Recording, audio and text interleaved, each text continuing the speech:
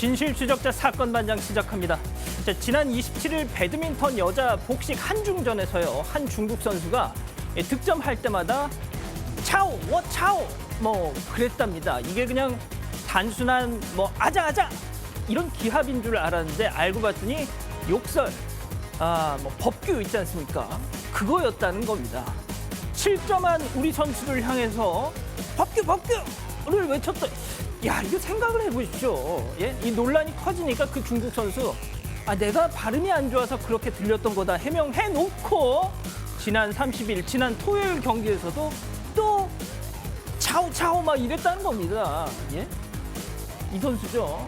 정말 이해할 수가 없습니다. 자, 오늘 준비한 사건 해시태그로 소개 올리죠. 자, 울산의 한 해수욕장에서 모래사장에서 이 골프 연습을 한 남성 모습이 이렇게 포착이 됐습니다. 당연히 공도 여기 놓여져 있었고요. 그 앞에는 사람들도 있었습니다. 자, 고액 알바 구한다며 구인 광고를 낸 뒤에 강도 행각을 저지른 일당이 재판을 받았습니다. 자, 그 광고를 냈던 그 주범, 일당의 주범, 피해자의 친형이었습니다. 자, 간만에 기분 좋은 판결 전해드립니다. 자신을 결박한 채 성폭행하려던 남성의 혀를 절단한 피해 여성 정당방위 인정받았고요. 이 남성은 징역형 받았습니다. 자, 오늘 하루 종일 비가 오거나 흐리거나 하면서 더 습하고 후덥지근합니다. 시원한 에어컨 바람과 함께 사건 반장 함께 하시죠. 특히 지난주 이도성 기자가 떠났습니다. 과연 그 빈자리를 차지한 새 인물 누굴까요? 잠시 후 공개해 드리죠. 자, 준비되셨으면 대한민국과 전 세계 재해동포 가족 여러분의 시선을 모아서 출발합니다.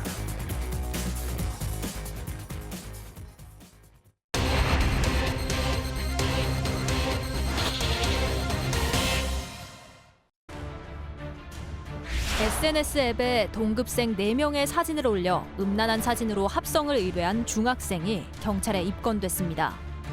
휴가철 인파로 붐비는 해수욕장 모래사장에서 마스크도 쓰지 않은 채 골프 연습을 한 남성의 영상이 퍼지고 있습니다. 오늘의 주요 사건을 정리합니다. 자, 오늘도 변함없이 사건 반장 시작합니다. 백성문 변호사, 승재현 한국형사정책연구원 연구위원, 박준혜 수어통역사, 그리고 박지훈 변호사. 자, 그리고 마지막으로요. 이도성 기자의 대타로 투입된 사회부 송우영 기자입니다. 바로 이 사람입니다. 예. 안녕하세요. 송우영 기자입니다. 네. 끝인가요? 오늘부터 사건 반장에 새로 합류하게 돼서 참 기쁘기도 하고 잘해야겠다는 생각에 좀 두려움도 많이 있는데요. 잘 부탁드리고 또 여러분들에게 유익한 정보를 잘 재미있게 전달해 드릴 수 있도록 그렇게 할 수 있도록 열심히 하겠습니다. 예, 보아하니까 두려움만 많은 것 같습니다.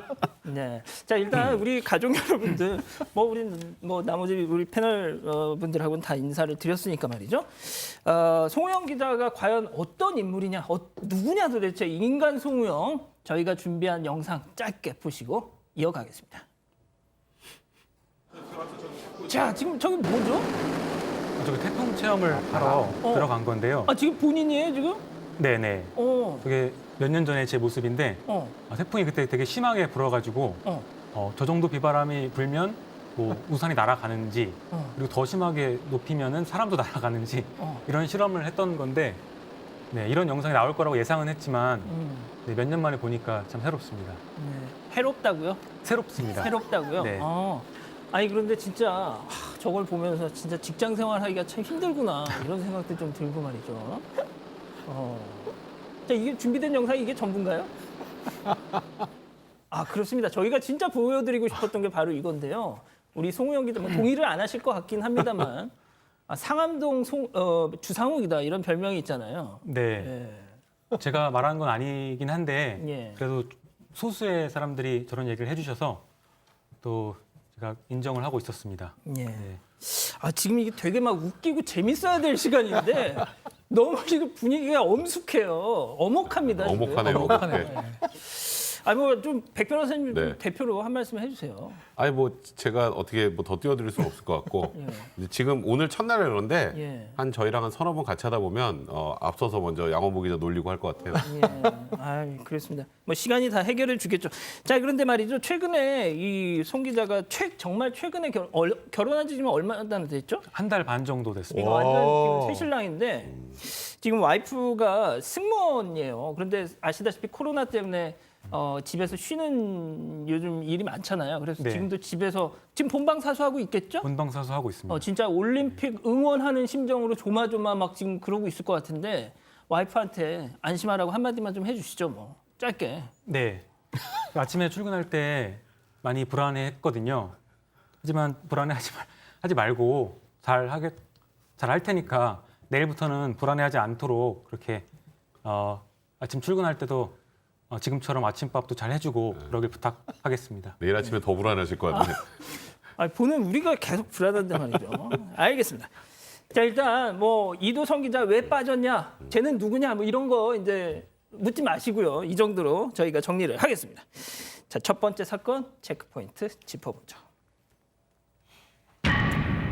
지인 능욕 의뢰한 중3입니다. 어떤 사건입니까? 네, 동급생들의 사진을 구해서 여기서 음란 사진을 합성하도록 의뢰했던 중학교 3학년 학생의 얘기입니다. 이게 음성 채팅 SNS 앱이 있다고 합니다. 여기서는 돈을 받고 일반인 사진을 올리면은 기존에 있던 음란물과 합성을 해준다고 하는데요. 여기에 해당 중학생이 여학생 4명의 사진을 올렸습니다. 그리고 일본 성인 만화에서 유래한 어떤 특정 합성 사진을 의뢰했다고 합니다. 이 사실은 해당 중학교에 다니는 1학년 학생들이 이 사진을 발견하면서 학교에 알리면서 드러났다고 합니다. 경찰은 지금 허위 영상물 등의 반포의 혐의로 지난달 15일에 이 학생을 입건해서 수사 중입니다.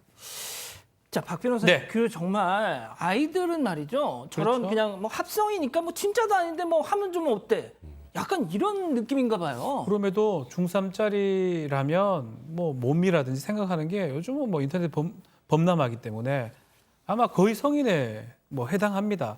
그러니까 얼굴을 바꾸고 이게 지인 능력이라 얘기를 하거든요. 음란한 걸 합성하는 뭐 그런 형식인데 일단은 이 중3짜리 지금 피의자인데 범행은 부인하고 있어요. 신청은 했는데 결과물을 받지 않았다라는 식으로 얘기를 하고 있는데 막 그러면 어쩌면 뭐 범죄가 안 될 수 있거나 미수가 될 수가 있는데 아마 더 많을 겁니다. 그래서 경찰 입장에서는 압수색을 하고요. 휴대전화하고 컴퓨터를 압수색합니다. 그리고 그 이후에 그 안에 있는 포렌식 작업을 거치면 혹시나 더 많은 자료가 있다 그러면 다른 범죄가 될 가능성도 있을 것 같다는 생각이 듭니다. 지금 박 변호사님이 잠깐 말씀하셨는데 내가 이 합성을 의뢰했는데 난 그 결과 아웃풋을 난 전달을 못 받았다.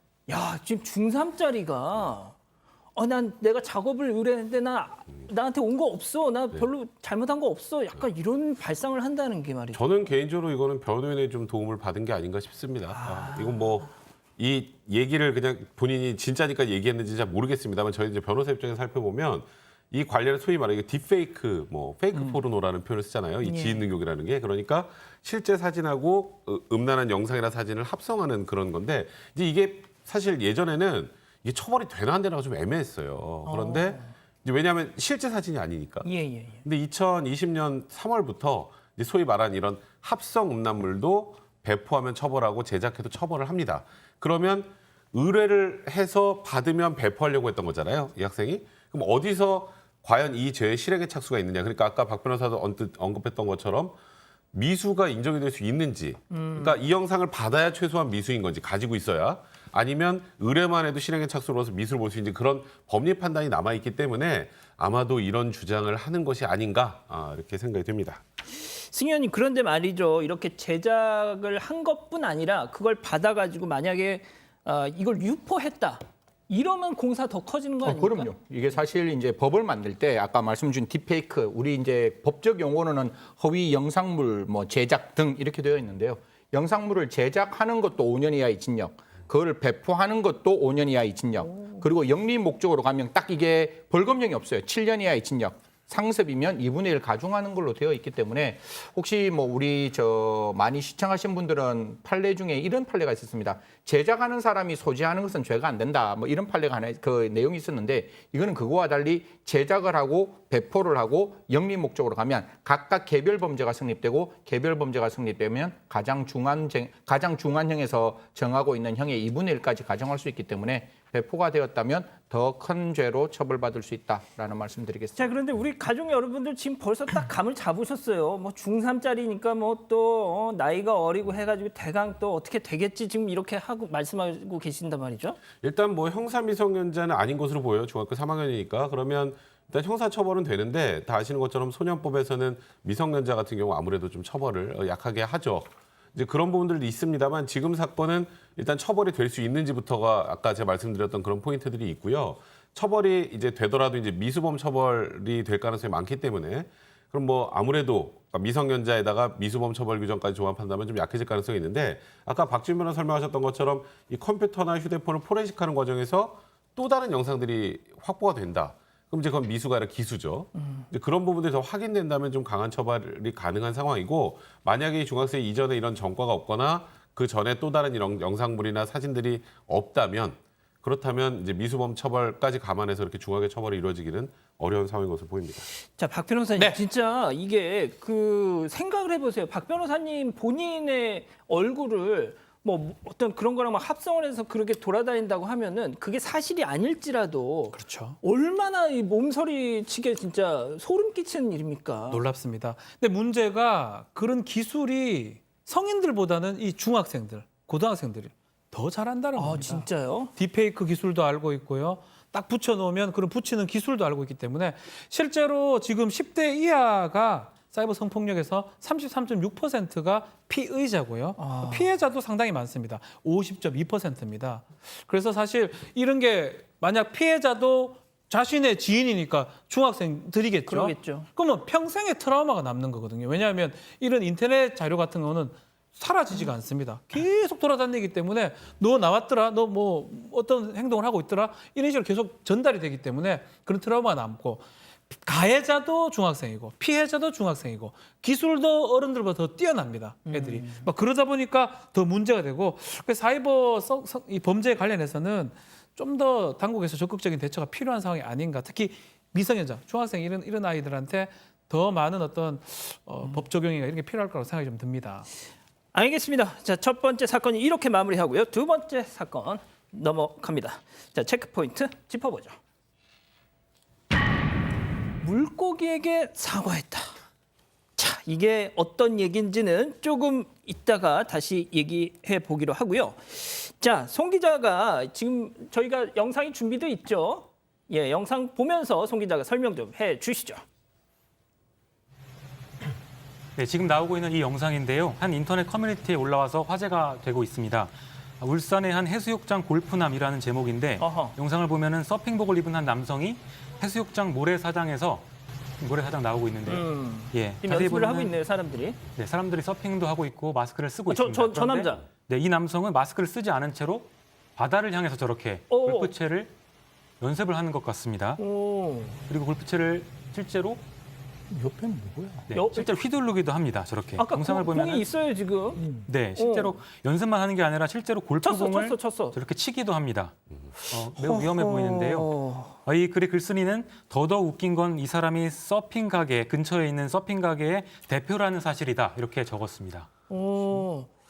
아니, 승 의원님, 예. 이게 지금 그냥 뭐 신용만 한 게 아니고 공을 놓고 직접 쳤어요. 저게 만약에 빗 맞아서 저기서 연습하고 있는 저 사람들 쪽으로 날아갔다면 조금 미필적 고의에 의한 뭐 상해 정도 될 것 같은데요.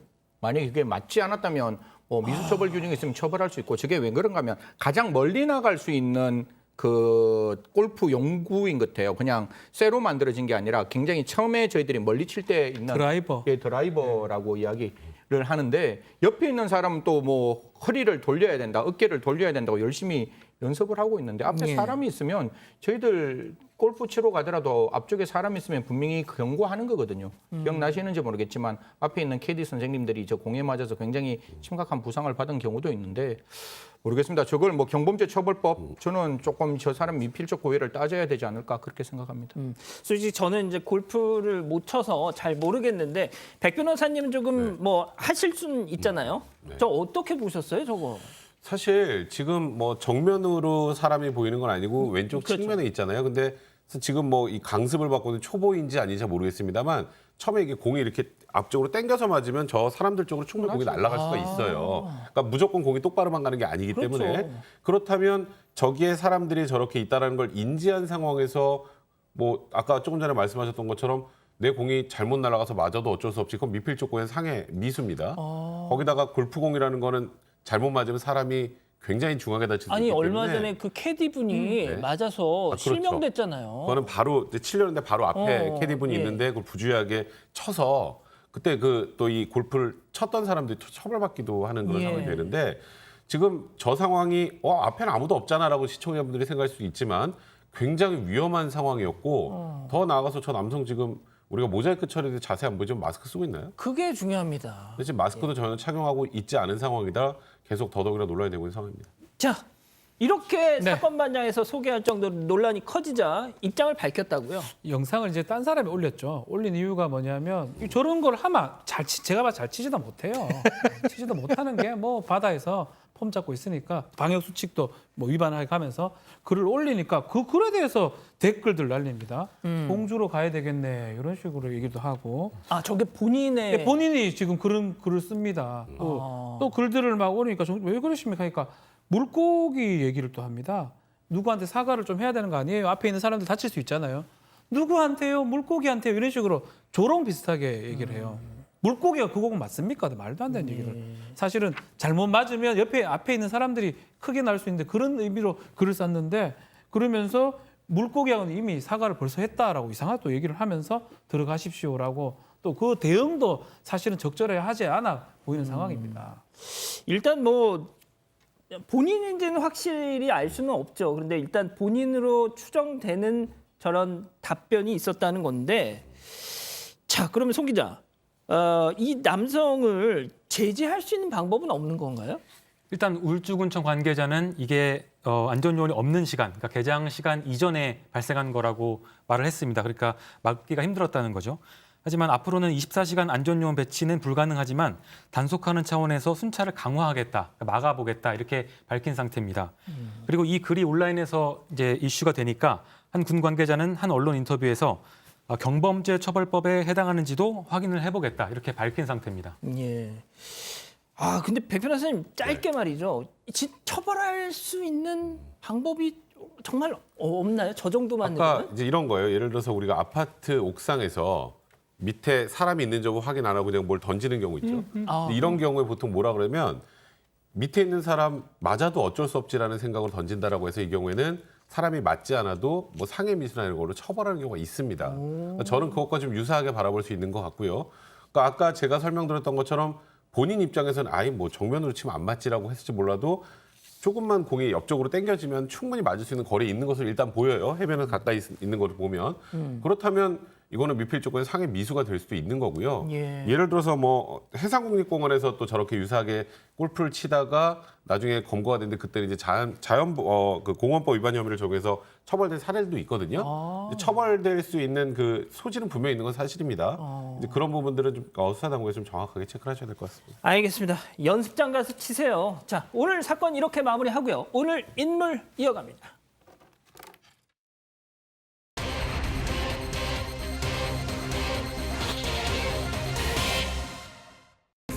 온라인 커뮤니티를 통해 공범을 모은 뒤 동생 집에 침입해 강도 행각을 벌인 친형과 그 일당이 재판에 넘겨졌습니다.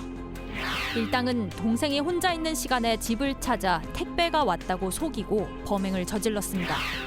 오늘의 주요 인물을 정리합니다.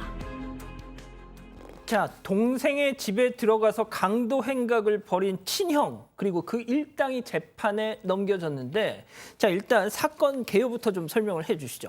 네, 동생의 돈을 빼앗아서 나눠 가지자라고 얘기한 친형의 얘기입니다.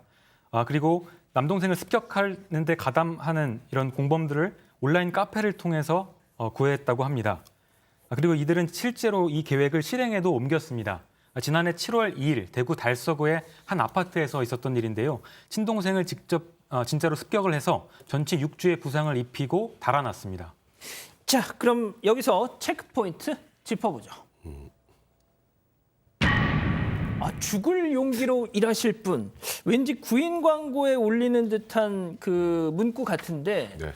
요즘에 저렇게 구인 광고에 올려가지고는 아무도 지원 안 할 텐데요. 근데 3명이나 지원을 했습니다. 이 공범 3명이 일단 이 범행에 같이 합류를 하게 된 건데요.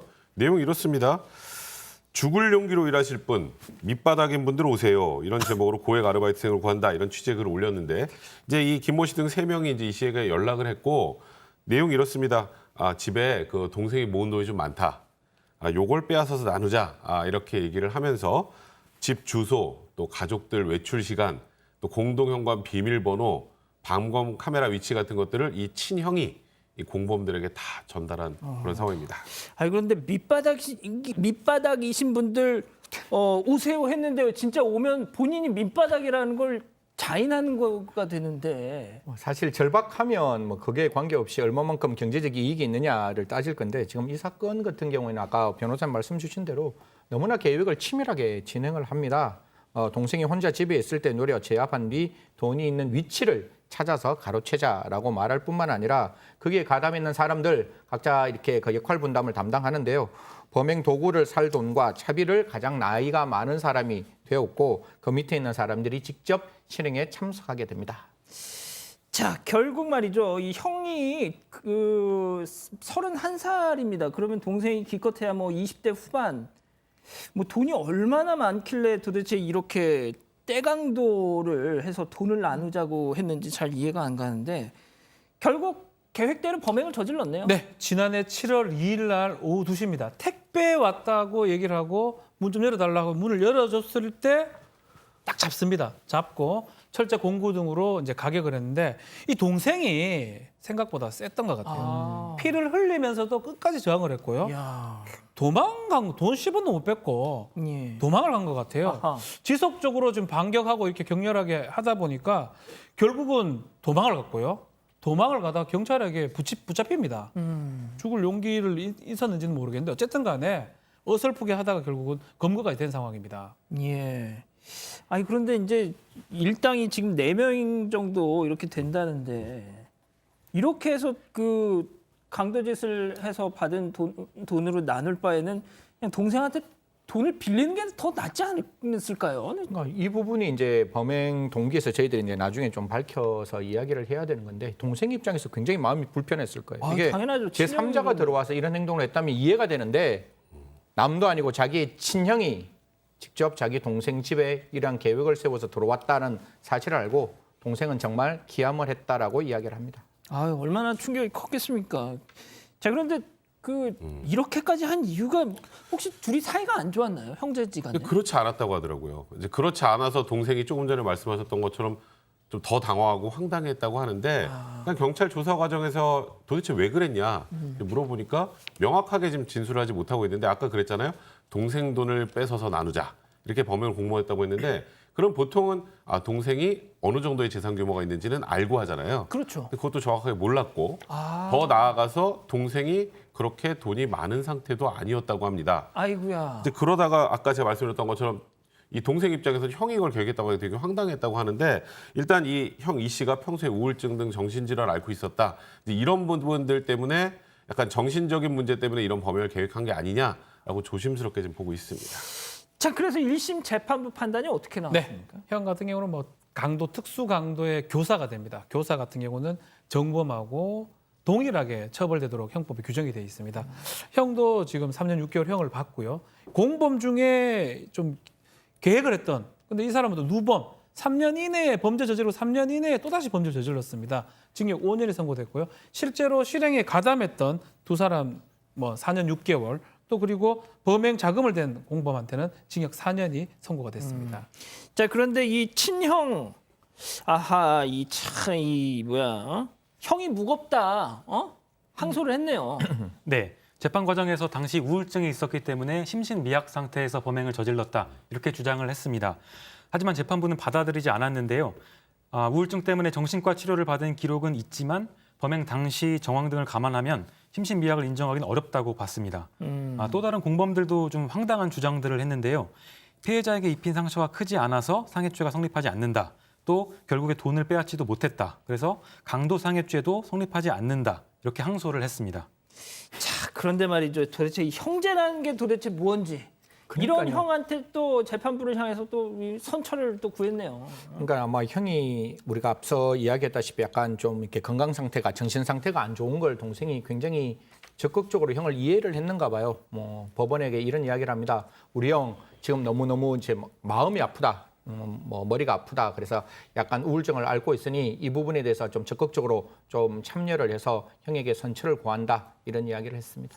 자, 그래서 2심 재판부는 아이고 그렇게 딱한 사정이 있었구나. 심신미약 알았다. 이랬나요? 안 받습니다. 재판부 우울증, 심신미약 받지 않고요. 다만 형 같은 경우는 교사이긴 한데 뭐 재질은 불량하긴 한데 그럼에도 불구하고 이 형 같은 경우는 3년 6개월을 선고를 하고요. 그중에 누범 기간 중에 또다시 범죄를 저질렀던 범행을 좀 기획하거나 자금을 제공했던 이 B 씨 같은 경우는 원래 1심보다 더 가중합니다. 징역 6년 4개월을 선고를 하고요. 이 실행을 분담했던 두 사람, 검거됐던 두 사람, 예. CC, DC는 각각 4년 6월, 3년 6개월의 징역형을 선고를 받습니다. 알겠습니다. 자, 오늘 인물 이렇게 정리하고요. 다음 오늘 법 이어갑니다.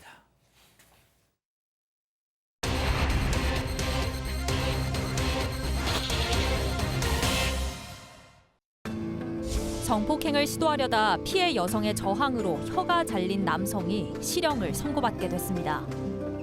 마약을 투약한 사실을 인정하면서도 무죄를 주장한 남성에게 법원은 징역 2년을 선고했습니다. 오늘의 주요 판결을 알아봅니다.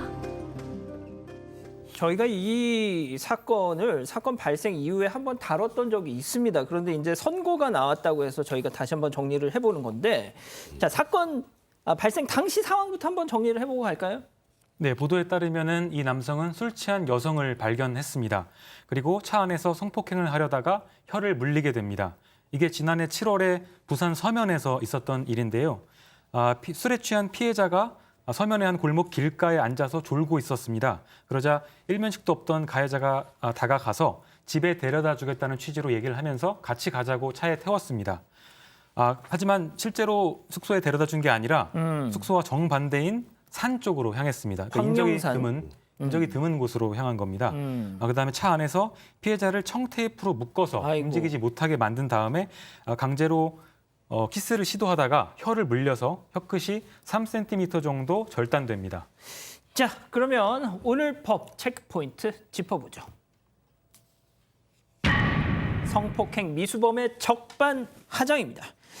자, 이게 더 황당한 게요, 백 변호사님. 네. 이런 일이 벌어지고 나서 경찰서로 달려가가지고 가장 먼저 고소한 게 피해자가 아니라 이 남자, 혀 잘린 남성입니다. 남자였어요. 네, 제 혀가 지금 잘려서 중상해로 고소하겠습니다. 경찰에 찾아간 피해자를 거예요. 고소하겠다고. 피해자를 고소한 거죠. 어. 그 이유가 뭐냐면 이 남성은 이게 저희 성폭행을 하려고 한 게 아니고 합의하에 키스하는데 갑자기 혀를 물었다라고 주장을 했습니다. 그럼 경찰이 뭐라고 할까요? 증거 예, 얘기를 예. 하겠죠. 그랬더니 이제 블랙박스를 했는데 영상이 없는 음성만, 소리 지르는 것만, 그것만 낸 거예요. 그런 과정에서 이제 피해자도 한 달 안쪽에 이제 이 남성이 나한테 성폭행을 시도했고, 그 과정에서 나는 이 성폭행에 저항하는 수단으로 이제 혀를 깨문 것이니 이거는 현재 부당한 침해를 방어하기 위한 정당방위에 해당한다. 이렇게 이제 서로 이제 고소를 이어갔는데요. 이제 결론적으로 이 피해 여성은 이제 성폭행을 저항하기 위해서 정당방위한 것이 인정된다고 판단해서 기소 자체가 안 되고 이제 불기소로 끝이 났고 먼저 신고를 한 이 남성만 예. 기소가 됩니다. 자, 승희 의원님, 그런데 앞서 그 사파 다시 한 번만 좀 보여주실래요? 아니, 경찰서 신고하러 간 사파요. 자, 승희 의원님, 얼마나 그 경찰들도 저 상황에서 황당했겠습니까? 예? 그런데 왜 저 사람은 지금 막 피가 나오고 출혈이 있을 텐데 병원으로 안 가고 저거부터 해야 했을까요? 제가 봤을 때는 이 남자가 이제 아직 뭐 재판을 받는 과정이니까 뭐 거기에 대해서 제가 뭐 깊이 말씀드리긴 좀 그렇지만 심리적으로는 자기 행동에 대해서는 완벽한 정당성을 가지고 있다는 착각 속에 빠졌는 것 같아요. 그러니까 법원 안에서도 그냥 합의에 의한 그런 과정이었지 절대로 자기는 폭행을 하지 않았다는 얼토당토하는 이야기를 하는데 그냥 자기 입장에서는 분명히 자기의 어떤 잘못을 하나도 못 느낀 상태에서 여성이 딱 이런 행동하니까 너무 막 화가 북받치니까 야 이거는 일단 여자부터 처벌하자. 이건 정말 용서되지 못하는 일이라고 자기 나름대로 자기 흥분 상태에서 신고하러 갔는 게 아닌가라는 생각을 지울 수가 없습니다. 자, 이 사람이 말이죠. 이 참 일단 뭐 앞서 백 변호사님 소개해 주신 대로 여성은 이 정당방위를 인정을 받았고 남자가 강간치상 혐의로 기소가 됐습니다. 그렇죠. 예, 경찰 조사 당시 어지간히 뭐 밝혀졌어요. 그렇죠. 일단은 우리가 어떻게 보냐면 결과 먼저 봅니다. 혀가 잘렸잖아요. 혀는 아주 중요한 몸의 어떤 부위입니다. 이게 잘리면 중상해가 되는 거거든요. 중상해로 본인이 이제 고소를 한 거예요. 그렇지만 그게 왜 그런 일이 일어났냐 판단했을 때 자신의 어떤 불법한 상황을 막기 위해서 했던 방해하기 위한 행위이기 때문에 정당방위가 인정된 거고 그렇게 쉽게 인정되지는 않습니다. 경찰이 여러 가지 증거들을 좀 파악했던 것 같아요. 편의점 가서 청테이프 구입했고 소주 구입했고 요게 강간을 시도하려고 구입한 게 아니냐라고 경찰이 파악한 거고요. 요게 됐기 때문에 이 사람은 비록 본인 혀가 잘렸지만 혀는 없어졌지만 이 자신이 강간치상이 되는 거고 구속까지 된 상황입니다. 자, 저렇게 어지간한 게 다 나왔음에도 불구하고 재판 과정에서 정말 이 적반하장의 모습을 보여줬다. 네, 이 남성은 이제 재판 과정에서 거짓말 그리고 불리한 사정에 대해서는 모르쇠로 일관을 했습니다. 그동안 보도에 따라서 알려진 거에 따르면은 이 남성은 처음에는 길거리 헌팅을 하려고 했다고 합니다. 그러다가 범죄 대상을 물색하면서 이 여성을 찾았고 숙소에 데려다 줄 것처럼 하면서 인적이 드문 곳으로 갔습니다.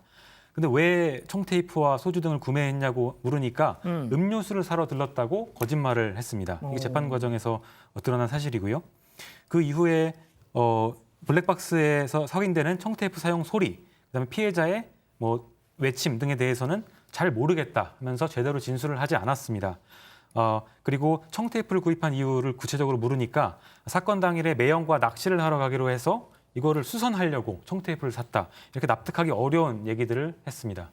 제가 조금만 더 보충 설명해드리면 이 그 키스방 있지 않습니까? 그런 이상한데 그런 데를 가려고 했었는데 당초에는 돈이 모자랐다는 거예요. 그래서 그러면은 길거리에서 사람을 구해보자. 그럼 차량을 타고서 술 취한 여성들을 찾아서 몇 번을 그 주변을 헤맸다는 겁니다. 그러다가 이제 이 피해자를 만나서 이런 범행을 저질렀다는 건데, 자 그런데도 이렇게 박 변호사님, 네. 솔직히 말이죠. 그 무슨 소주를 사고 청테이프를 사고 이런 거 다 내역이 남잖아요. 다 남기도 하고 저게 결국은 강간을 하기 위한 준비 과정인 거거든요. 사실은 소주 먹이고 청테이프에 붙여서 뭔가 반항을 억압하고 또 그런데도 불구하고 계속적으로 자기가 당했던 부분, 자기 혀가 잘린 부분 이 부분이 사실 심각하다고 얘기를 했던 거고요. 사실은 예전에는 이게 정당방위가 안 된 사건들이 꽤 있습니다. 뭐 그 영화로 되기도 했었고요. 예. 그렇지만 이 사건에서는 정당방위가 된 것이고 그래서 재판부에서 결국은 여러 가지 범죄를 다 적용했어요. 사실은 강간치상 정도만 적용할 수 있는데 적용해도 되는데 검찰이 다 기소를 한 것 같아요. 차에 약간 그 안에 가다 놨던 거 이 부분을 감금으로 했고요. 또 강간을 혀를 넣었던 부분을 강간을 시도했는데 실행을 성공을 하지는 못했습니다. 그렇죠. 그 사이에 여성의 입이라든지 다른 곳을 때렸거든요. 상처를 입혔어요. 강간은 하지 못했지만 상처가 발생하면 기소가 돼버립니다. 강간치상이 돼버립니다. 형이 중해지죠. 강간치상까지 적용을 해서 징역 3년을 선고를 하면서 그리고 좀 장애인 취업 기간 제한 선고까지 내리고 결국은 뭐 검찰도 그렇고요, 법원도 그렇고 이 행동이 상당히 나쁘다고 판단했던 걸로 보입니다. 자 하지만 우리 가족 여러분들은 어떻게 저게 3년이냐? 3년밖에 안 되냐? 그러니까 사실 만약에 저 남성이 뭐 순순하게 자백을 하면 진술을 제대로 했다면 3년도 안 나왔을 거예요. 진짜요? 왜냐하면 이 지금 사안이 굉장히 심각한 사안인 건 맞습니다만 실제 성폭행이 성공을 못했잖아요. 예. 그 부분이 이제 이럴 때 굉장히 절정적으로 작용을 하고 만약 성폭행까지 성공을 했다면 저보다 훨씬 중한형이 선고될 것이 예상이 됐었던 거고 이 남성 처음부터 뭐 청테이프는 낚싯대 고치려고 샀다. 뭐 정말 말도 안 되는 거짓말을 계속 했기 때문에 정말 이 본인의 행동에 대해서 반성을 전혀 하지 않는다고 재판부가 판단한 거고요.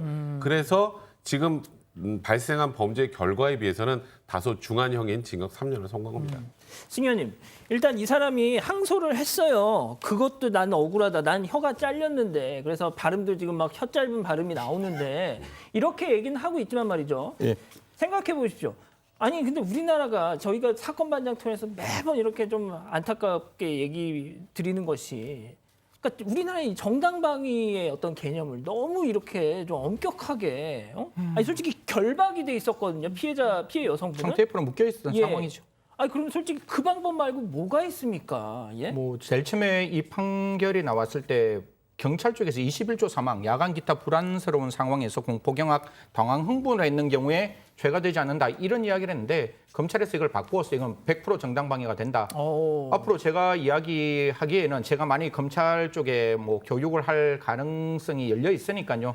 저는 검찰에게 조금 이야기하고 싶은 게 성적 자기 결정의 자유를 지키기 위해서 피해자가 한 행동은 지금의 상황에서는 100% 정당방위로 인정되어야 한다라는 거고 저는 뭐 백 변호사님 의견에 존중하지만 저는 항소심에서 좀 형 높였으면 어떨까라는 생각합니다. 사실 여기서 피해 여성이 적극적으로 자기 자신의 성적 결정의 자유를 지키기 위한 방어적 행동이 있었으니까 이게 성폭행이 안 됐는 것이지 이건 분명히 성폭행의 그렇죠. 가능성이 있었는 거잖아요. 그렇죠. 그리고 제가 말씀드리고 싶은 거는 대한민국의 형법은 강간이라는 건 그냥 신분인 거예요. 그 신분이 그 사람을 다치게 만들면 강간치상이 되는 거고 그 법리에서는 어떠한 예외도 저는 있으면 안 된다. 제가 약간 한비자 같은 스타일이라서 그런지는 몰라도 저는 항소심에서 좀 법원이 더 엄혹하게 좀 처벌했으면 이거는 부대항소라 그래서 피해자뿐만 아니라 검사도 항소했으니까요. 항소심 판결 한번 기대해 보도록 하겠습니다.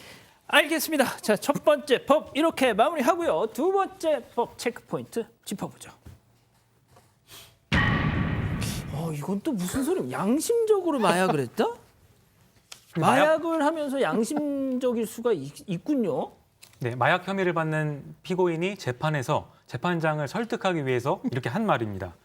양심적으로 마약했습니다. 근데 잘못된 수사가 있지 않았습니까? 라면서 흥분한 목소리로 진술을 했다고 합니다. 그러니까 마약은 했지만 잘못된 수사로 재판이 열렸기 때문에 자기는 무죄가 선고돼야 한다 이렇게 주장을 한 겁니다. 야, 제가 이것 딱 보니까 예전에 제가 누구라고는 말씀 안 드리겠지만 한 그 마약 사범으로 자주 단속됐던 가수가 방송에 나와서 대마초는 마약이 아닙니다. 뭐 이렇게 얘기를 하던 그 워딩이 생각이 나는데 자, 근데 이게 그러면은 내가 마약한 건 인정. 하지만 난 뭐야 죄가 없어. 뭐예요 도대체 이게 무슨 얘기인지. 네, 원래 이 사건은 한 종로의 서울 종로구의 한 숙박시설에서 출발을 합니다. 지난 1월에 있었던 일인데요.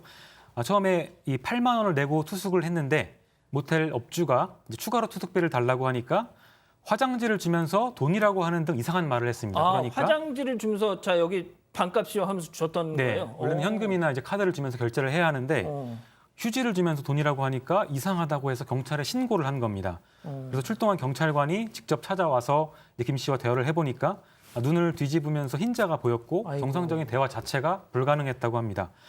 마약 전담팀이 출동을 해서 또 수사를 했고요. 또 객실 안을 수색하니까 피 묻은 일회용 주사기가 나왔고 흰색 가루, 비닐봉지도 발견돼서 현행범으로 체포됐습니다. 그렇군요.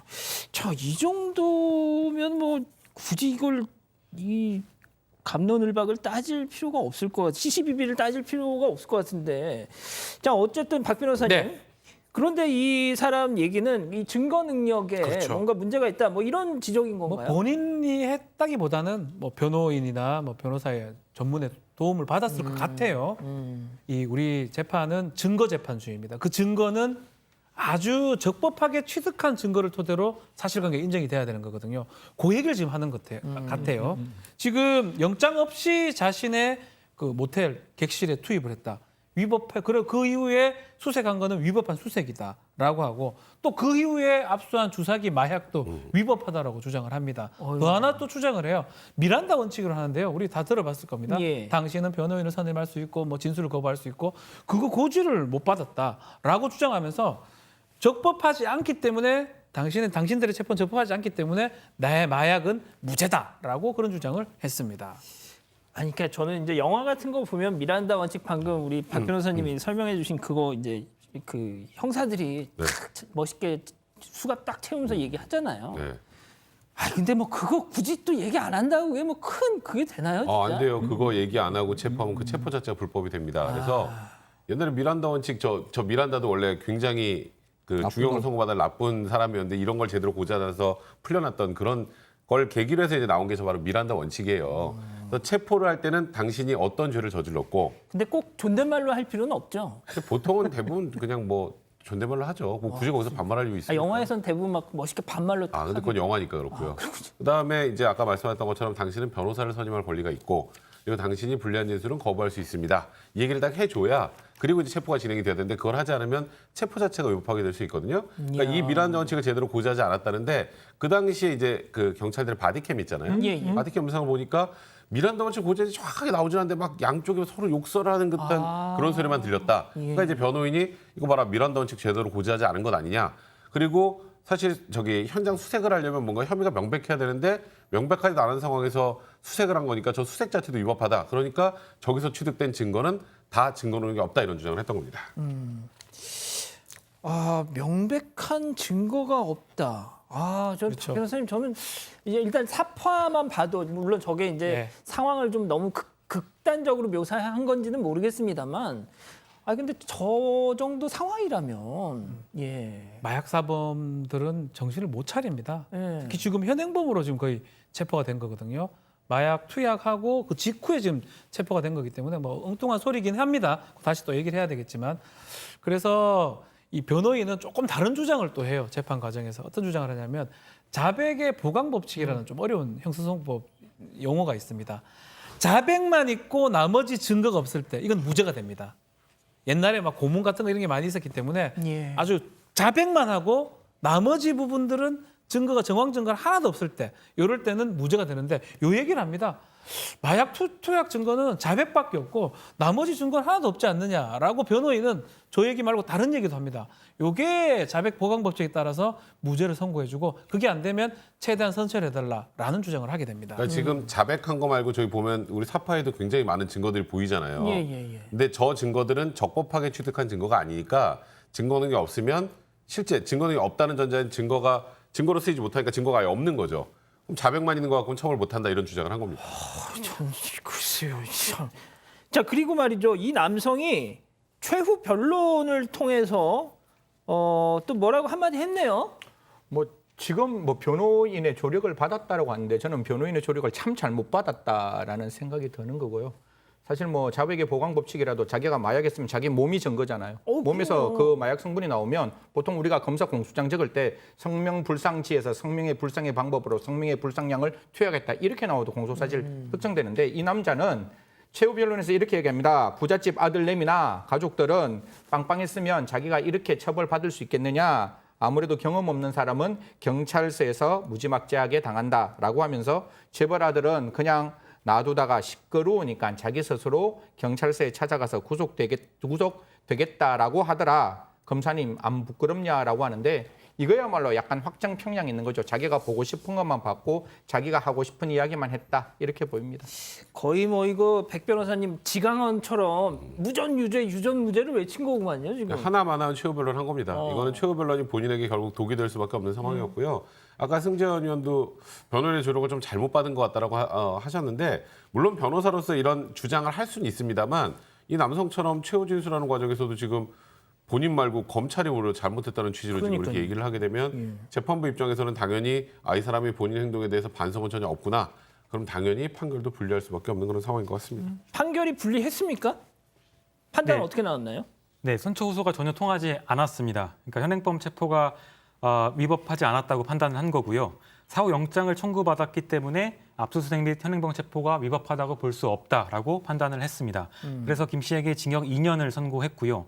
재판부는 김 씨가 출소 후 한 달이 지나지 않았는데 다시 마약을 투약했다. 그리고 그동안 6차례나 마약류 범죄로 처벌받은 전력이 있다고 판단했습니다. 자, 박 변호사님 네. 지금 이렇게 결론이 나왔는데 그럼 이 변호인의 조력 안타깝습니다. 예. 왜 그렇게 변호를 했는지 모르겠는데 글쎄요, 뭐 반성을 하고 뭐 안 하겠다라고 했으면 집행유예도 가능했을 것 같은데 어쨌든 간에 결국은 피고인이 선택한 것이고요. 우리 수사는 불구속이 원칙입니다. 기본적으로 불구속으로 해야 되는데 필요하다면 체포나 구속이 가능하죠.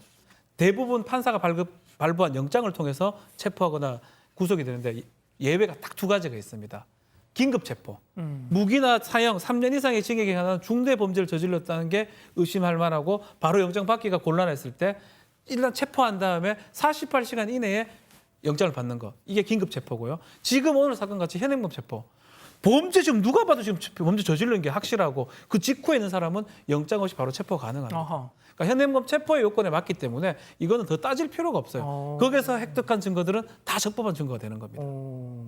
예, 승현님 뭐. 이게 지금 전과가 6범, 7범 되는 사람이잖아요. 예. 저 사람 나오면 그 교정시설 안에서 있는 것만으로는 절대로 그 사람이 치유가 안 되거든요. 그래서 이런 경우에 이 사람을 어묵 순간 처벌하고 난 다음에 반드시 세상에 나왔을 때 이 사람이 중독되지 않도록 좀 치유하는 것도 같이 양수겹장으로 해줬으면 좋겠다라는 말씀드리겠습니다. 예, 승현님 말씀 잘하신 게요. 지난 1월에 이 사람하고 비슷한 그 마약 중독자 사범이 뭐 주택가에서 난동을 부린다는 그 신고가 들어와가지고 경찰 둘이 출동을 했는데 경찰관 2명이 그때 흉기에 깊은 상해를 입은 사건이 있었습니다. 예. 아유 참. 자, 오늘 법 이렇게 마무리하고요. 사건 X파일 이어갑니다.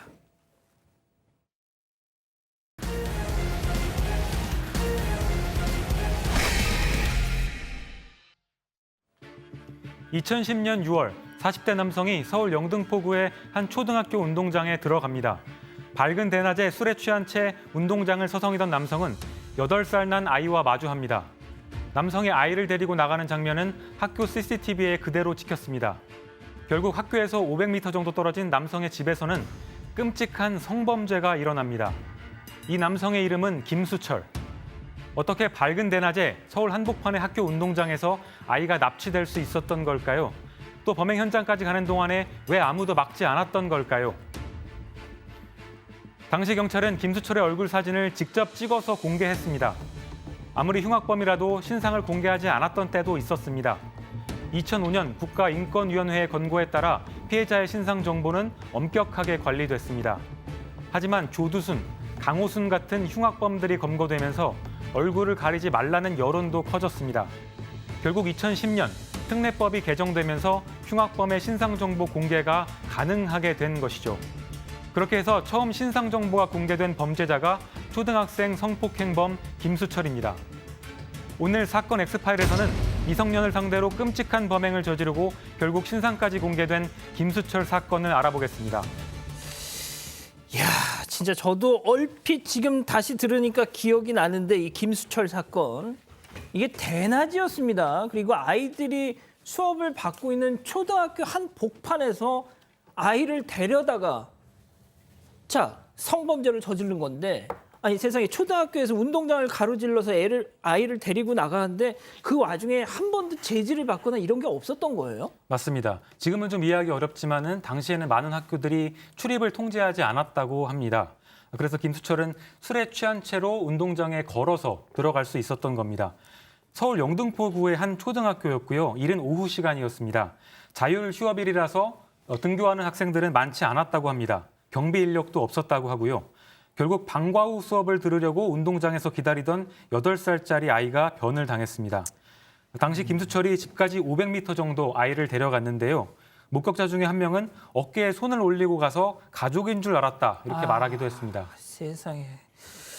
자, 그래서 아니나 다를까 전력이 있었던 인간이에요. 김수철 전과 12범이고요. 아이고. 87년에 기억 다 하시겠지만 가정 파괴범이 굉장히 좀 사회적인 문제가 됐죠. 이 김수철 부산에 있는 한 주택에 들어가서 남편이 보는 앞에서 부인을 강간합니다. 그리고 강도까지 하게 되는 거죠. 이로 그 당시에는 최고 법정형인 15년을 받습니다. 만기 출소가 2002년인데요. 2002년에 나와서 또 폭행을 저지르고 그리고 난 다음에 다시 2006년에 지금 우리가 이야기하고 있는 지금 성폭행을 저지르게 됩니다. 자, 이제 조금 기억이 나시는 우리 가족 여러분들 계실 것 같은데요. 검찰로 이 김수철이 송치됐을 때 그 영상 잠깐 보고 가시죠. 피해자 가족에게 너무나도 죄송합니다. 잘못했습니다. 그 꼬마의 아버지한테 너무나도 큰 죄를 저질렀습니다. 잘못했습니다.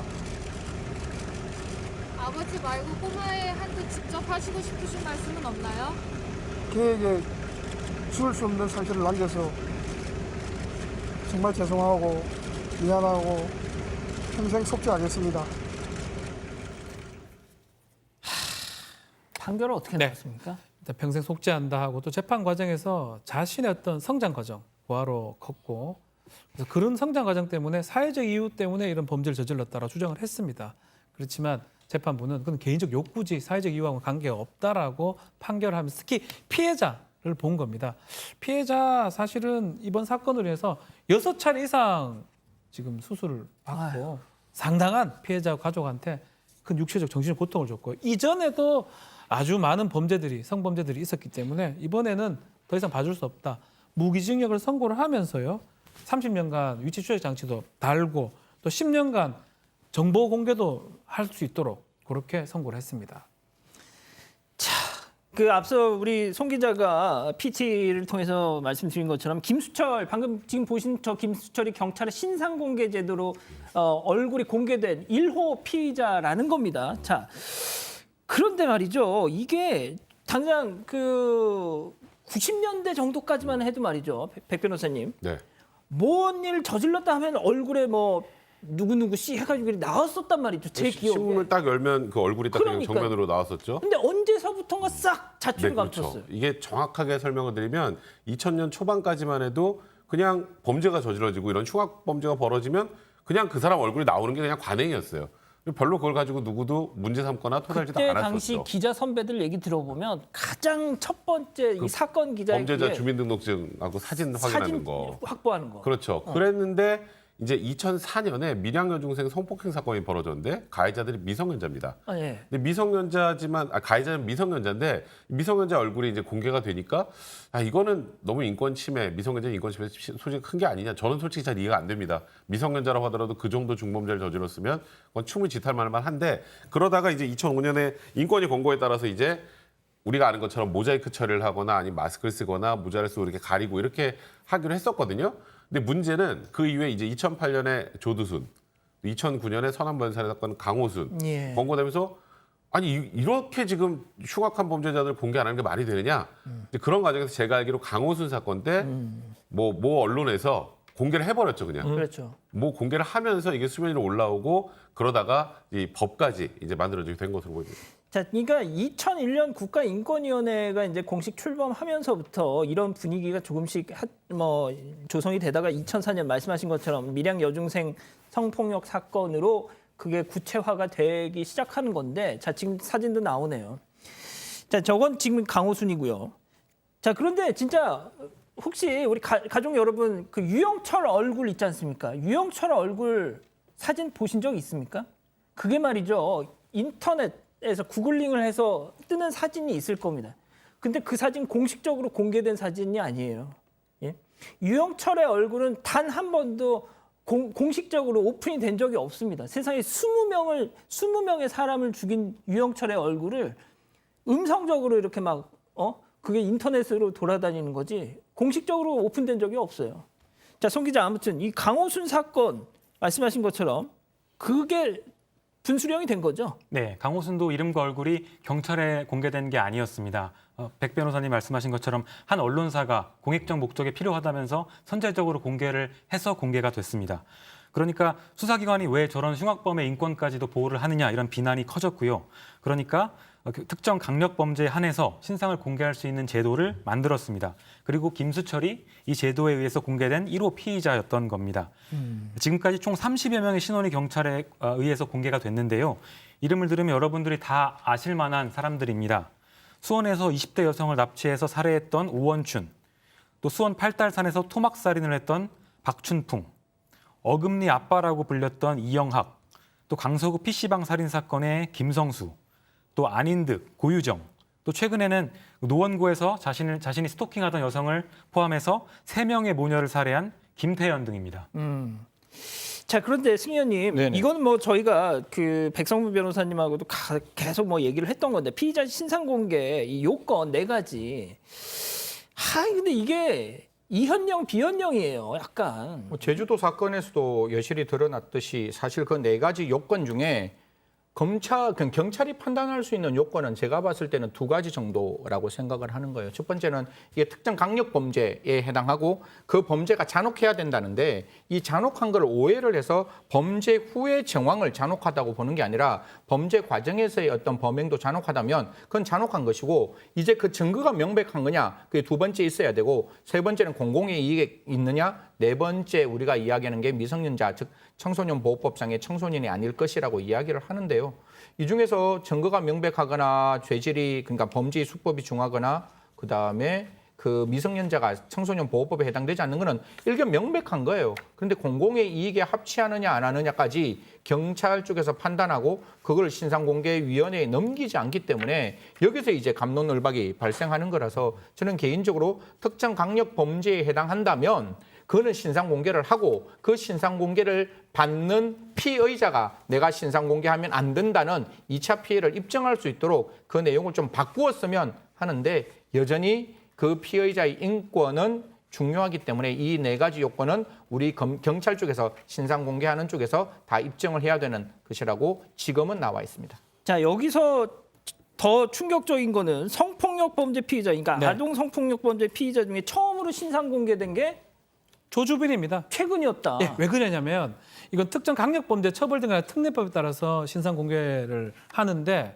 이 성폭력 처벌특례법 이거는 성착취물을 만드는 겁니다. 그래서 이 법 적용이 안 됐던 상황이고요. 나중에 이게 법이 만들어지면서 처음으로 적용된 사람이 엠방마 사건의 조주빈이 그때 뭐 갓갓의 뭐 문영욱이라 하고 뭐 강훈이 이런 사람들이 지금 그때 처음으로 적용이 됐습니다. 강훈 같은 경우는 그때 미성년자였는데 본인이 안 된다라고 법원에 넣었지만 기각이 됐었습니다.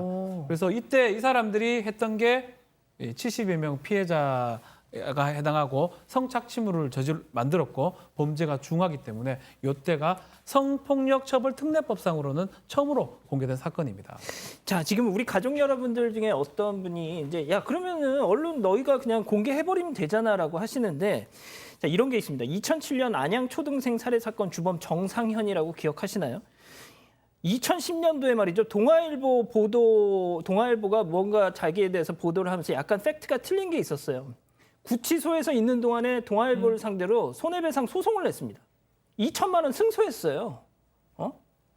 그러니까 이게 백 변호사님, 네. 저희가 하고 싶어도 그러니까 이런 황당한 일이 벌어지니까 할 수가 없는 거예요. 아니, 그럼요. 지금 또 법이 정해 놓은 상황에서 법을 무시하고 했다가 나중에 또 그것 때문에 지금 말씀하셨던 것처럼 손해배상 대상이 될 수 있는 거고요. 그건 굉장히 억울한 거죠. 어찌 보면 국민들에게 알 권리 충족할 차원에서 그렇게 보도를 해도.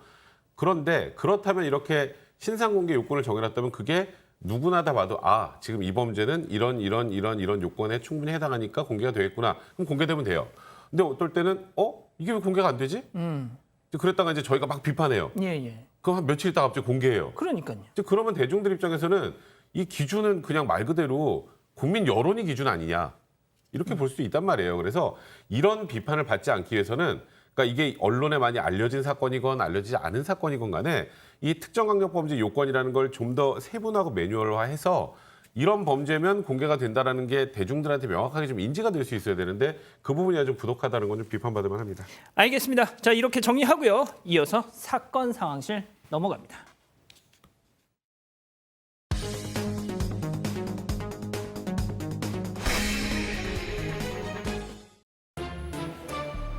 지금 이 시간 사건 상황실에 올라온 화제의 뉴스 전해드립니다.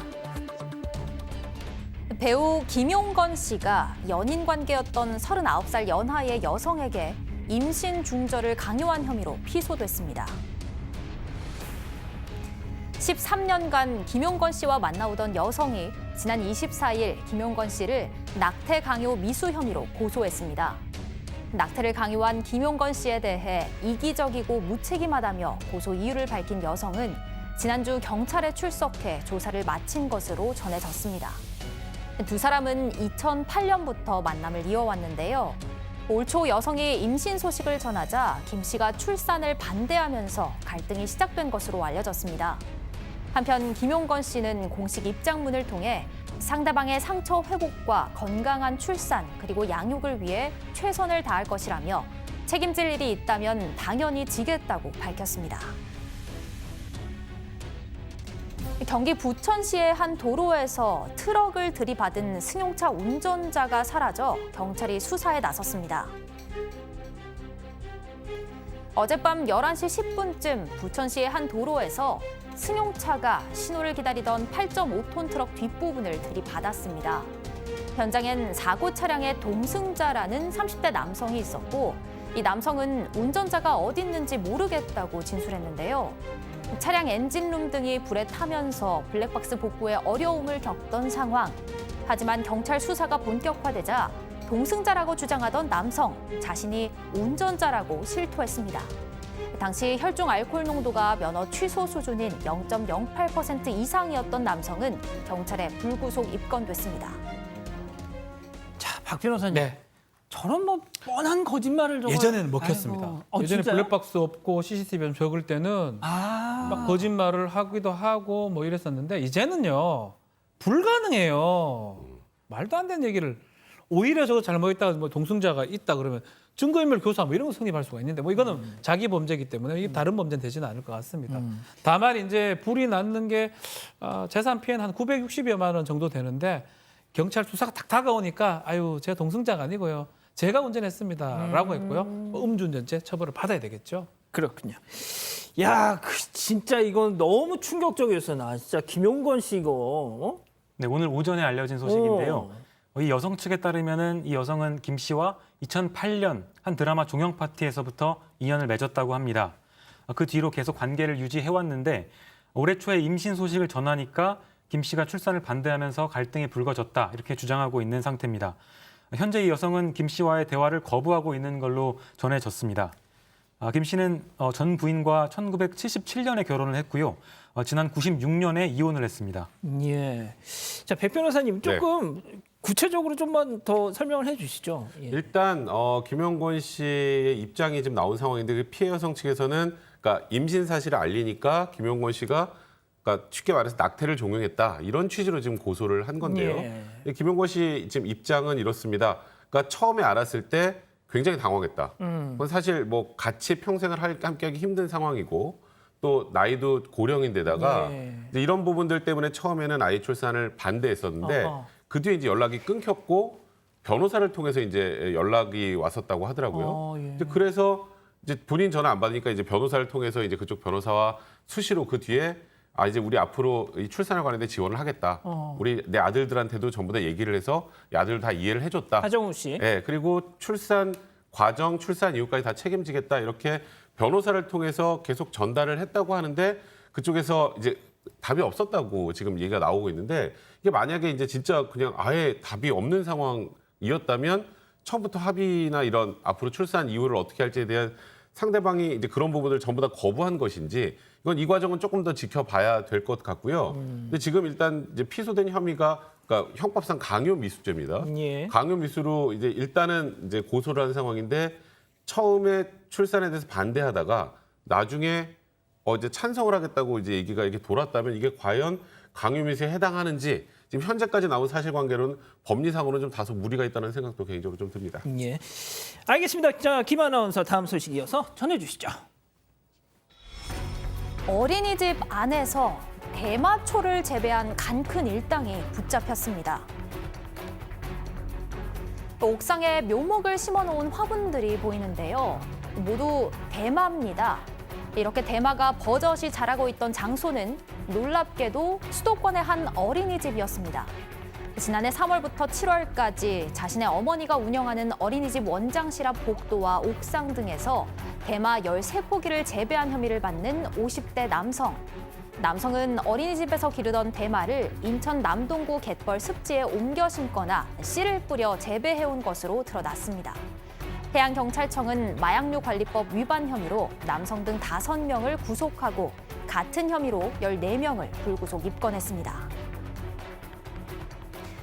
지난 5월 경기 남양주에서 발생했던 개물림 사망 사고를 두고 대형견의 신원이 변수로 떠올랐습니다.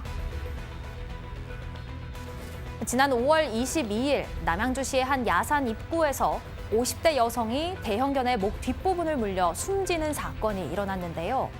경찰이 3개월간의 수사 끝에 인근에 있던 개농장 주인을 견주로 보고 구속영장을 신청했지만 지난달 26일 법원은 영장을 기각했습니다. 법원이 피의자가 유기한 개와 행인을 공격해 사망하게 한 대형견이 같은 개인지 의문을 제기한 건데요. 경찰은 보강 수사를 통해 같은 개라는 점을 입증하겠다는 입장이지만 참고할 전례가 없는 상황입니다. 이에 따라 검찰 송치 후에도 또 법정에서도 양측의 치열한 공방이 계속될 것으로 보입니다. 사람은 지문이나 신분증, 유전자 같이 법적으로 신원을 입증할 수 있는 장치가 있죠. 하지만 개에게는 식별칩 외에 그런 장치들이 딱히 없어서 신원을 입증하기가 어렵다고 합니다. 과연 어떤 결론이 날까요? 지금까지 사건 상황실이었습니다. 아 근데 개 신원을 어떻게 밝혀요? 그렇죠. 개가 범인일 수는 없어요. 뭐 개가 뭐 알고 합니까? 결국 본능에 개를 충실한 거죠, 그냥. 예. 이렇게 개를 관리한 사람이 문제가 되죠. 관리 소홀에 대한 과실치사가 되냐 안 되냐 이게 지금 쟁점이 되는데 그 개가 이 개인지 저 개가 이 개인지 알 길이 없습니다. 그래서 지금 개가 뭐 지문이 개도 지문이 있나요? 제가 잘 모르겠는데 일단 확인할 방법이 사실 없습니다. 그러다 보니까 아마 정말 초유의 사태가 일어난 거예요. 이 개가 그 개가 맞는지를 지금 확인을 해야 되고 같고요. 또 하나 또 법적 공방이 좀 하나 쟁점이 남아 있습니다. 유기견이 됐다고 가정하더라도 이전 주인이 이 유기견이 사람을 공격하는 까지 책임을 져야 하느냐 마느냐. 아하. 요것도 쟁점이 될 거예요. 그러겠네요. 만약 진짜. 유기하자마자 달라들어서 물었다 그러면 책임져야 되겠죠. 아하. 근데 유기하고 한참 지 혼자 돌아다니다가 물었다 하면 그 관리 소홀이 과실이 될 수 있느냐.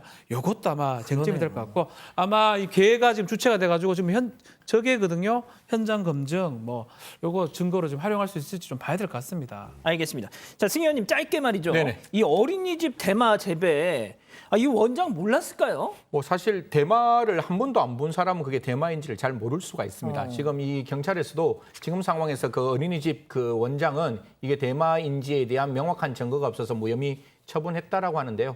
저 어린이집 그 일당들이 더 무서운 거죠. 아이들이 있는 장소 절대로 대마라는 게 들키지 않을 수 있다라는 대담한 생각으로 대마를 길렀다고 하는데 저 사람들 진짜 제대로 처벌받아야 한다라는 말씀드리겠습니다. 알겠습니다. 자, 사건 상황실 이 정도로 정리하고요. 이어서 사건 현장 이어갑니다.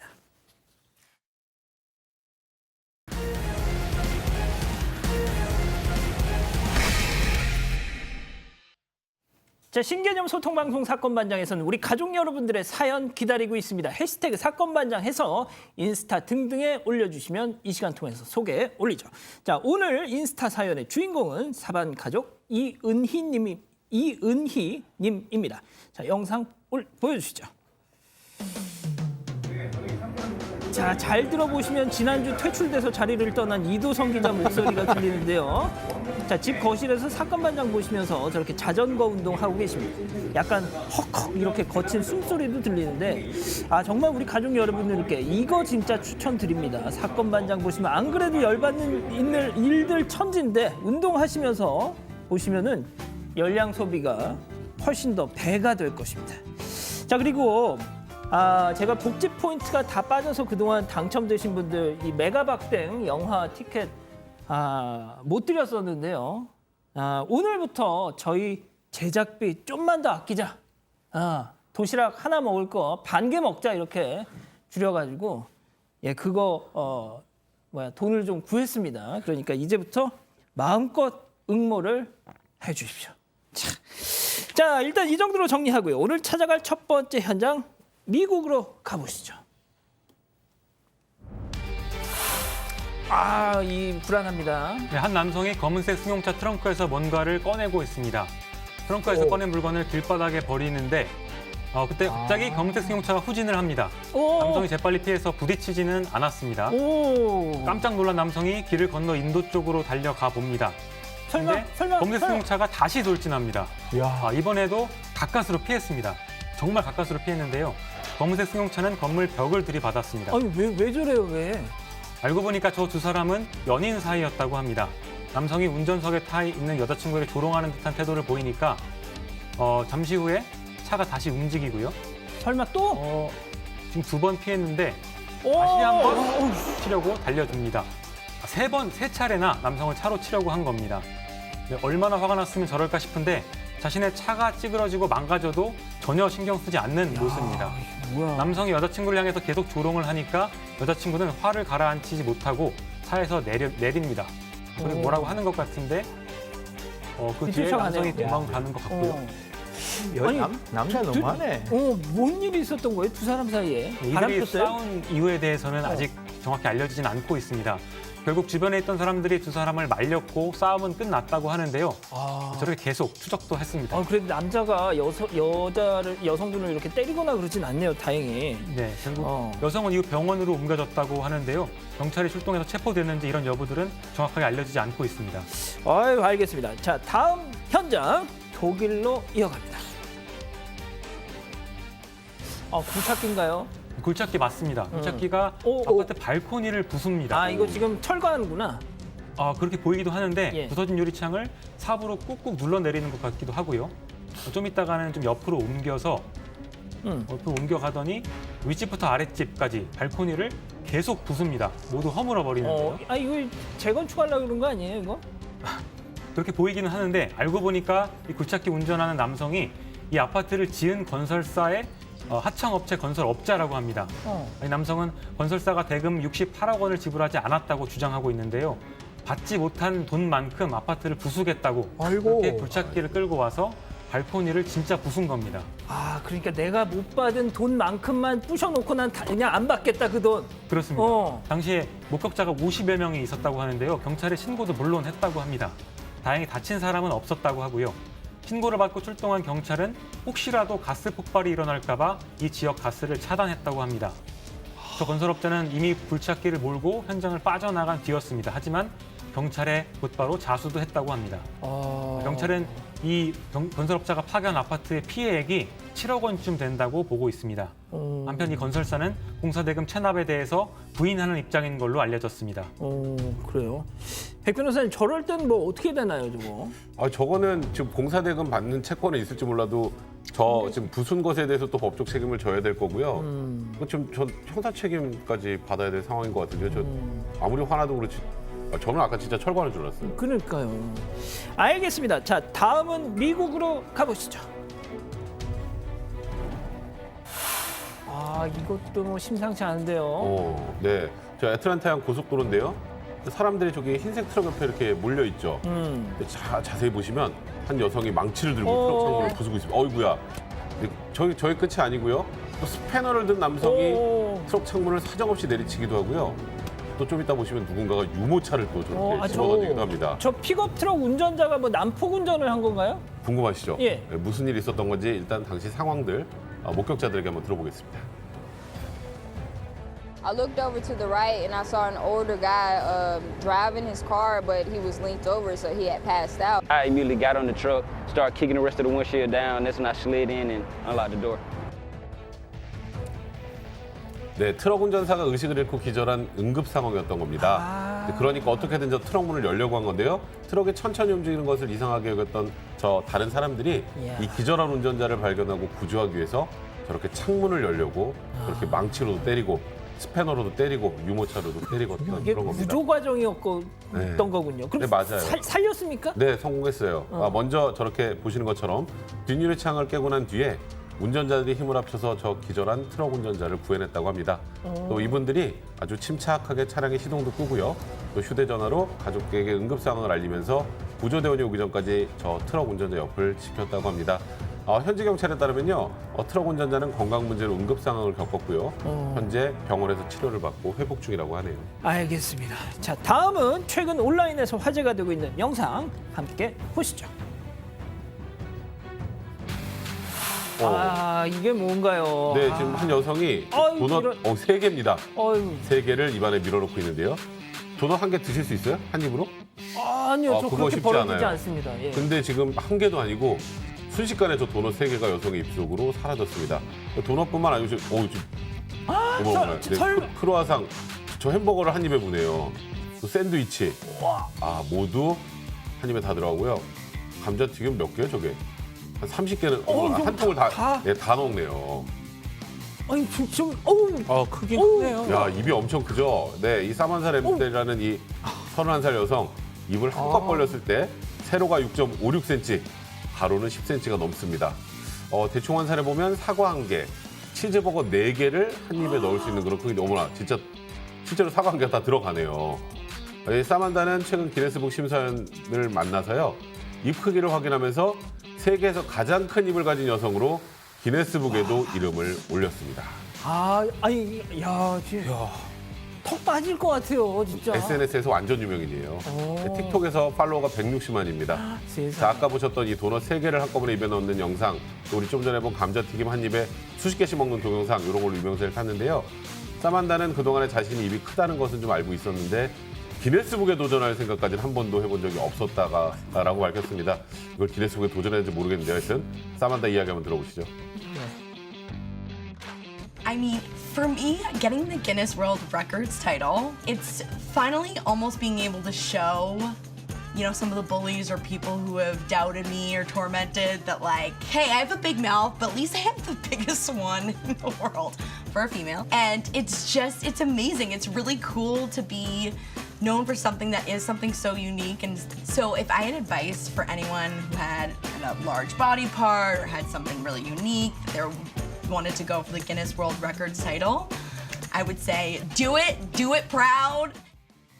사실 저렇게 뭐 특별한 신체적 특징이 있으면 어렸을 때 많이 놀림당하잖아요. 예. 그럼 좀 위축되고 그럴 텐데 사만다는 전혀 그러지 않고 저를 본인의 개성이라고 생각하고요. 배우와 코미디언의 꿈을 키우고 있다라고 합니다.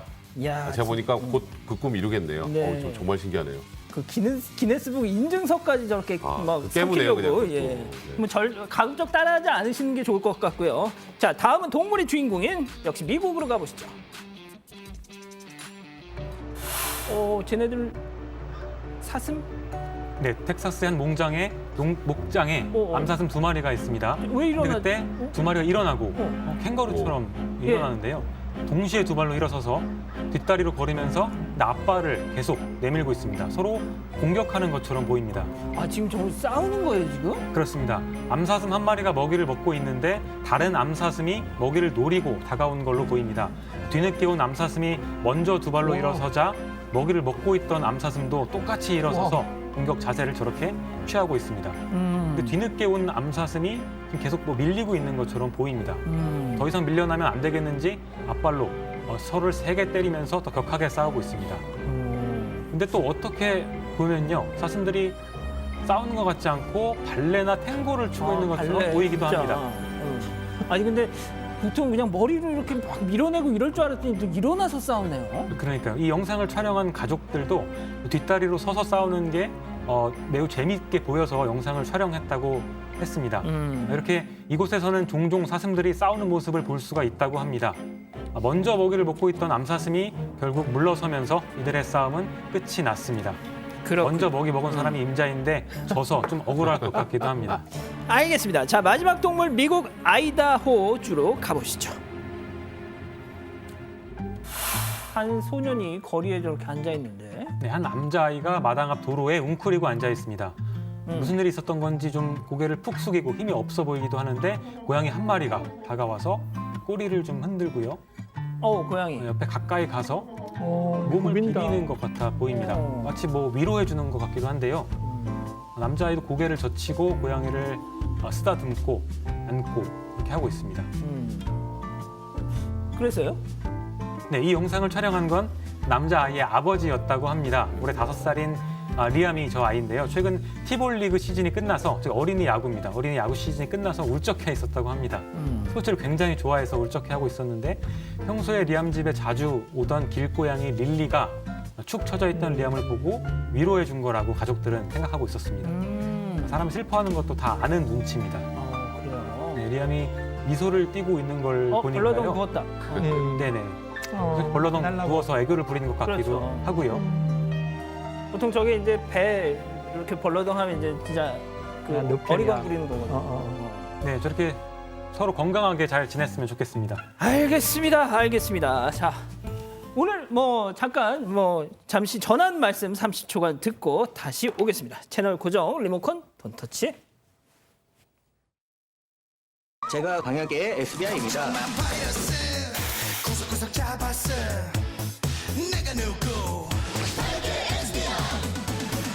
소량인 씨처럼 믿음직한 SBI가 될게요. SBI 저축은행. 아니 휴대폰 결합할 때 오래 쓴 고객만 할인이 크게 된다는 게 말이 돼요? 그래서 바꿨습니다. U+ 투게더. 4명만 모이면 월 3만 원대 데이터 무제한. 아니 이걸 언제 다 만들어놨지? LG U+. 자, 송우영 기자 오늘 첫 방송 많이 긴장했던 것 같은데 내일은 더 나아질 겁니다. 자, 오늘 준비한 소식은 여기까지고요. 사랑하는 사방 가족 여러분, 저희는 내일도 별이 3개 오후 3시에 다시 옵니다. 자나깨나 코로나 조심, 안녕히 계십시오.